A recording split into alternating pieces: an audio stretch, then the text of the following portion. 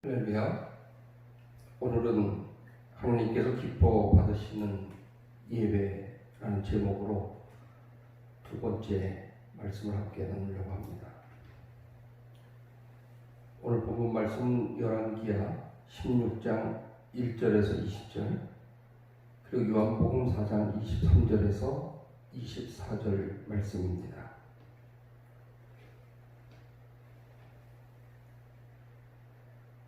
이번 주부터 정부의 코로나19 방역 지침에 의해서 모든 교회 예배가 중지가 되고 비대면 예배로 전환이 되면서 각종 종교 행사가 정부의 정책적인 방침에 의해서 금지된 상황입니다.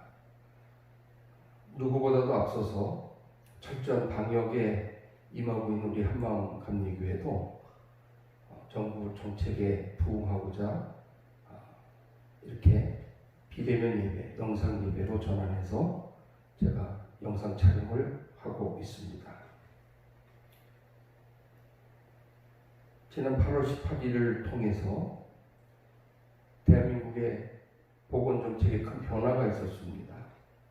그것은 바로 8.15 집회에 참가했던 참가자들, 특별히 사랑제일교회 정광훈 목사의 교인들과 또 8.15 집회에 참석했던 전국의 기독교인들, 그 외 일반 시민들, 관계자들, 그들로부터 행사 다음 날인 8월 16일에 확진자가 급증하면서 8.15 행사에 참여한 기독교인들이 사회의 지탄의 대상이 되어버리는 그런 상황이 발생이 됐습니다. 그러나 우리가 돌이켜봐서 의학적으로, 병리학적으로 우리가 다시 한번 되돌아본다면 정부가 지금 방향을 잘못 잡고 있다는 것은 분명히 기독교 관계자로서, 목사로서 항의하는 바입니다. 정부의 지침에 의하면은 발열 증상이 발생하는 증상은 5일서부터 2주간의 기간이 경과기간이 필요하고, 그런 잠복기를 통해서 본격적인 확진자들이 발생한다는 것이 정부의 또 세계보건기구의 방향입니다. 그런데 어떻게 8월 15일 날 행사에 참가했던 사람들이 8월 16일 하루도 안 지나서 확진자가 발생한 것이, 이것이 기독교의 문제라고만 볼 수 있겠느냐는 것이죠. 그렇다면 같은 날 있었던 종각에서의 민노총 집회에 참석했던 수많은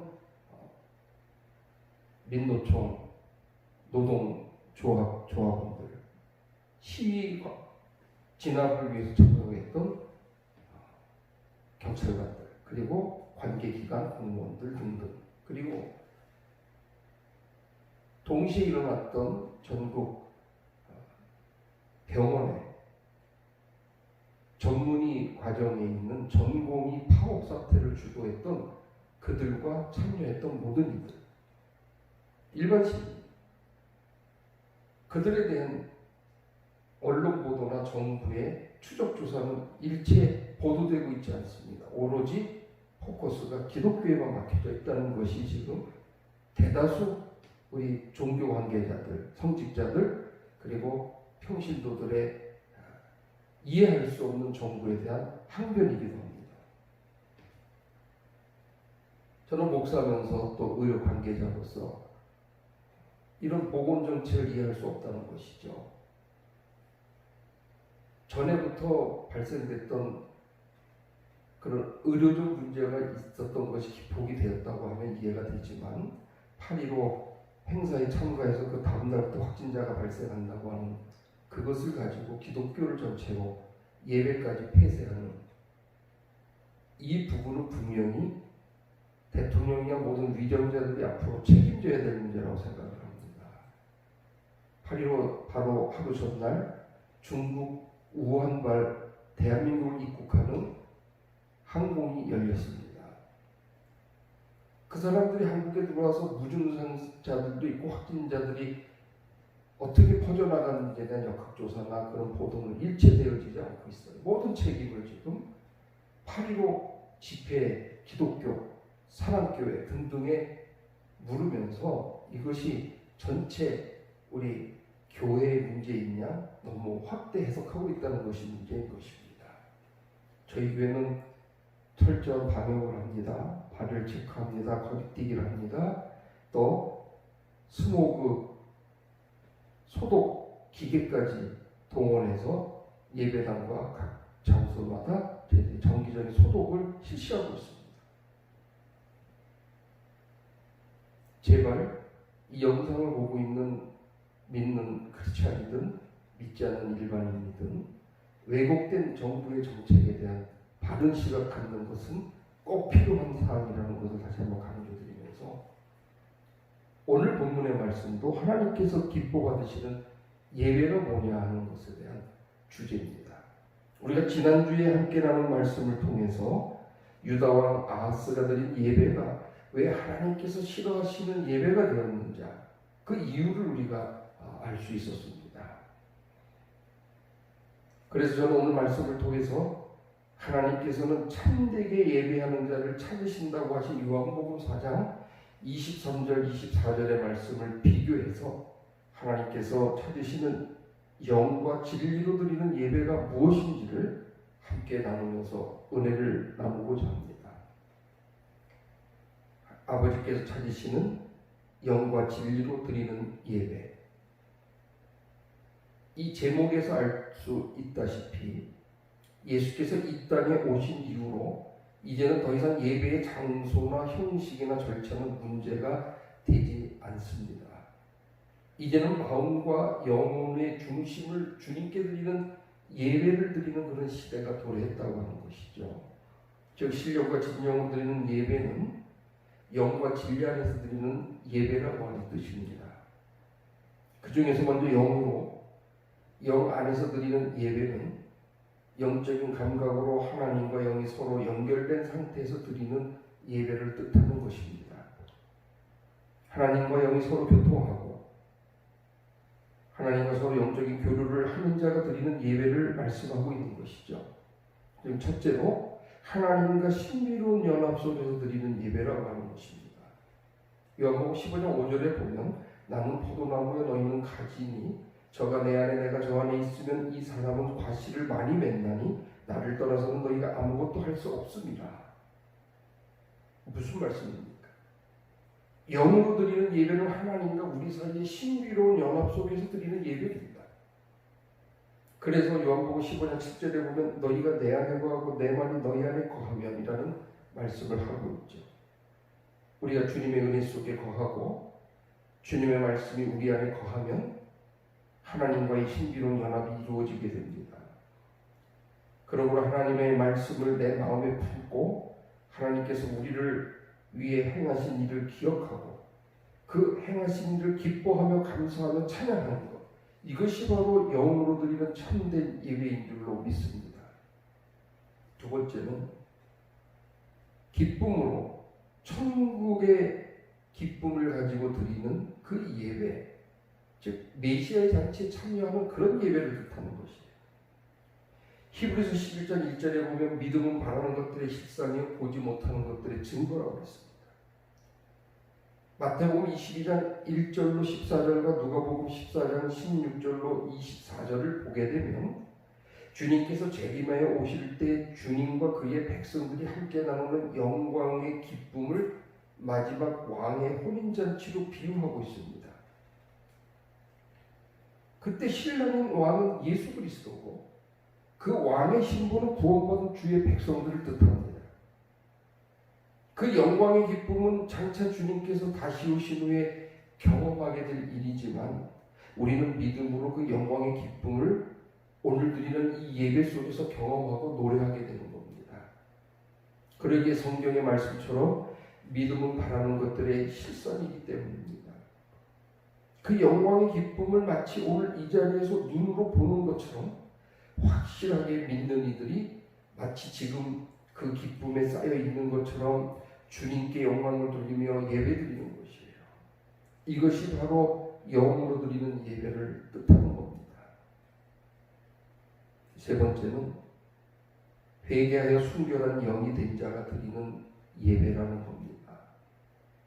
회개하여 그 영이 깨끗하고 순전하게 된 자만이 이런 예배를 드릴 수가 있습니다.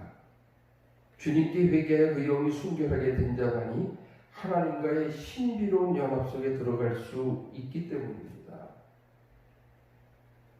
여러분들이 관공서 특별히 보안이 유지되는 군부대나 정보기관이나 경찰관서나 법원이나 이런 곳을 자유롭게 들락달락 할 수가 없습니다. 들어가기 전에 여러분의 신분을 거치고 여러분이 확인이 되고 그래야만 들어갈 수가 있는 곳이 있어요. 들어가는 조건이 있어야 된다는 얘기입니다. 하나님 나라의 신령과 진정으로 예배드리는 자가 되기 위해서는 이런 조건과 절차가 있다는 거예요. 그 조건과 절차는 간단합니다. 일반 군부대 보안이 유지되는 부서에 들어가기 위해서 사전에 명단을 통보하고 그 사람의 주민번호 등등을 다 검토해서 신원조회를 합니다.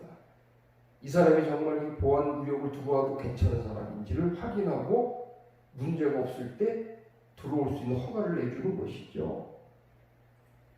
오늘 하나님께서 드리는 신령과 진정의 예배에 필요한 조건이 있다는 것을 회개라고 하는 거예요. 회개라고 하는 보안 과정을 거쳐야만 하나님께 예배할 수 있는 신령과 진정으로 예배드릴 수 있는 조건을 갖춘 자가 돼서 하나님 앞에 나와 예배할 수 있게 되는 것이죠. 그런 자만이 하나님과 그 영이 서로 교통하는 자가 될 수 있습니다. 그러므로 하나님과 영이 서로 교통하는 성령의 역사 안에서 드리는 예배를 드리려면 먼저 성령님과 동행하는 삶을 살아갈 때 하나님과 영이 서로 통하여 성령 안에서 예배를 드릴 수 있는 자가 되는 것입니다. 네 번째는 마음을 다하고 정성을 다하고 힘을 다해 드리는 예배가 하나님께서 진정으로 기뻐 받으시는 예배라고 하는 사실입니다. 신명기 6장 4절 5절에 보면 이스라엘아 들으라 우리 하나님 여호와는 오직 하나님 여호와이시니 너는 마음을 다하고 성품을 다하고 뜻을 다하여 내 하나님 여호와를 사랑하라고 말씀하셨습니다. 우리 왕이시고 우리에게 생명을 주신 분이시면서 우리를 대신해서 십자가에 매달리셔서 우리를 거듭나게 하신 분, 우리를 새롭게 창조하셔서 새로운 피조물이 되게 하신 우리의 위대한 영원한 왕의 왕이신 주님께 온몸과 마음과 정성을 다해서 찬양드리며 예배하는 이것이 바로 영으로 드리는 예배인 줄로 믿습니다. 다섯 번째는 그보다 더 영광을 드리는 그런 삶을, 그보다 더 영광 드리는 삶을 살아가는 그 모습 자체가 하나님께 드려지는 기뻐 받으신 예배가 될 수 있다는 거예요. 영으로 드리는 예배는 하나님께 최고의 영광과 영예를 올려드리는 예배인 것입니다. 여러분이 지금껏 살아온 그 삶 속에서 누군가를 좋아하고 기뻐했던 그 일보다도 더 청소년들이 BTS나 요즘 아이돌 노래에 환호하고 또 트롯맨 요즘 트롯이 난리인데 그 가수들 앞에서 몇 시간씩 뛰면서 좋아 날뛰는 그런 모든 것보다도 또 북한 주민들이 김정은 앞에서 박수를 치며 환호하는 열광을 보이는 그런 것보다 더 믿음의 백성들은 주님께 열광하며 영광을 돌릴 수 있기를 축복합니다. 하나님은 우리의 찬양을 받으시기 합당한 분이시기 때문에 그 찬양을 우리가 주님께 돌리는 삶을 통해서 하나님이 기뻐하시는 예배를 드릴 수 있다는 것이죠. 여섯 번째로 진리로 진리이신 예수 그리스도를 통해 오직 하나님께만 드리는 예배를 드린다는 겁니다. 오직 보이지 않으시는 가운데 계시는 하나님께만 드리는 예배, 오직 우리의 예배를 받으시는 하나님께만 드리는 예배가 되기를 바랍니다. 그러므로 예배를 돕는다는 이유로 그 어떤 우상이나 그 어떤 이미지물을 만들거나 그 앞에 가져다 놓거나 오직 보이지 않는 가운데 성령으로 역사하시는 하나님께 드리는 예배를 방해하는 그 일체의 것들을 버리라는 거예요. 오직 하나님께 예수 그리스도의 이름으로만 예배를 드려야 한다는 겁니다. 그러나 가인의 예배를 드린 아하스를 영적으로 우리는 봐야 됩니다. 성경에 등장하는 이 아하스 왕은 하나님께 드리는 예배 형식만 가졌을 뿐 그 마음속에는 그 당시 이스라엘 쳐들어왔던 아수르의 왕인 디글랏 빌레셀 왕을 두려워하고 그의 눈치를 보던 왕이었다는 거예요. 아하스 왕이 드리는 예배는 하나님께 드리는 기뻐 드리는 예배가 아니었고 아수르 왕의 환심을 사기 위한 예배였습니다. 그러므로 형식은 하나님께 드리는 예배지만 실상은 아수르 왕에게 드리는 그런 비굴한 신앙이 없는 믿음이 없는 형식적인 이방신을 섬기는 행위적인 예배를 그가 드렸다고 하는 것이죠. 그러므로 그의 예배는 타락한 예배입니다. 그는 구약의 가인처럼 하나님 앞에 거절받는 자가 된 것입니다. 이처럼 결국 예배자가 예배를 드릴 때 어떤 생각과 마음으로 예배를 드리느냐 하는 것을 말씀하고 있는 것입니다. 우리가 삶을 살아가며 참된 예배를 드리기 위한 준비를 하고 있는가? 이런 질문을 여러분께 드립니다. 우리가 예배를 드릴 때 하나님께서 우리를 위해 행하신 일을 생각하고 그 일에 대한 감사의 마음을 가지고 염려나 걱정이나 그 어떤 생각도 물리치고 오직 우리의 예배를 받으시는 하나님만을 생각하면서 예배를 드리는 자가 되어야 할 것입니다. 하나님께서 우리의 왕이 되셨음을 고백하는 그런 예배, 마음과 영혼의 중심을 주님께 드리는 예배, 최고의 헌신과 최고의 영광을 주님께 올리는 예배, 다른 어떤 동기나 바람이 없이 오직 하나님을 기쁘시게 해드리려는 간절한 열망으로 드리는 그런 예배, 여러분이 주께 드리는 예배가 되시기를 주의 이름으로 축복합니다. 이러한 예배를 드리기 위해서는 우리의 삶에 있어서 주님과 늘 동행하며 말씀을 묵상하고 기도의 삶을 살아야 합니다. 그래서 내 마음이 주님을 향할 수 있도록 늘 준비되어야 된다는 거예요. 성경의 말씀을 돌이켜보면 하나님께서 가인의 예배를 받지 않으신 것은 그의 예배가 예전적으로 문제가 있었기 때문이 아니라는 거예요. 그의 마음에 담긴 죄의 소원을 다스리지 않고 죄의 회개가 없이 예배를 드렸기 때문이라고 창세기 4장 7절에 말씀합니다. 하나님께서 가인의 예배를 받으시지 않으시니까 그는 영원한 멸망을 당하는 자의 표상이 되어버린 거예요.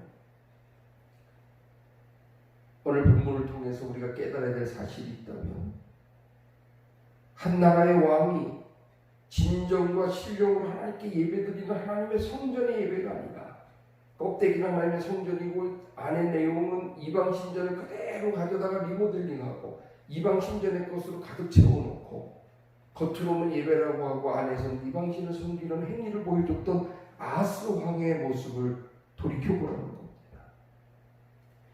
이처럼 예배 자리가 훼손되면 모든 것을 잃어버리는 거예요. 자칫 코로나19를 통해서 우리 믿는 성도들이 나태한 마음을 갖지 않을까 염려됩니다. 대형 교회들은 신자들이 30-40% 이상 죽었다고 걱정을 합니다. 왜? 코로나19를 통해서 나태한 마음을 갖기 시작했어요. 의도적으로 코로나19를 또 핑계대면서 신앙심이 뚝 떨어진 모습으로 살아가는 크리스천들이 너무 많다는 것입니다. 그러므로 참되고 온전한 예배를 드리기 위해서 장소와 시간을 떠나 여러분의 환경의 조건 속에서 최선을 다해 하나님께 예배드리는 힘쓰는 자가 되시기를 주의 이름으로 축복합니다. 이제 우리의 사명이 있다면 정부가 정책을 가지고 정권의 권력의 힘을 가지고 제도를 가지고 하나님에게를 폐쇄하고 예배를 못 드리게 한다 할지라도 우리는 진실명과 진정으로 예배드리는 우리의 예배를 다시 회복시키는 역사를 코로나19 시대를 통해서 하나님께서 우리에게 주신 사명이라고 깨닫고 저와 여러분 먼저 예배가 회복되기를 주의 이름으로 축복합니다. 내 마음이 주님을 향한 기쁨과 즐거움이 있도록 믿음의 준비를 통해서 내 자신이 먼저 은혜를 받고 주님과 동행하는 예배를 드리는 축복의 주인공이 되시기를 주님의 이름으로 축복합니다. 기도하겠습니다.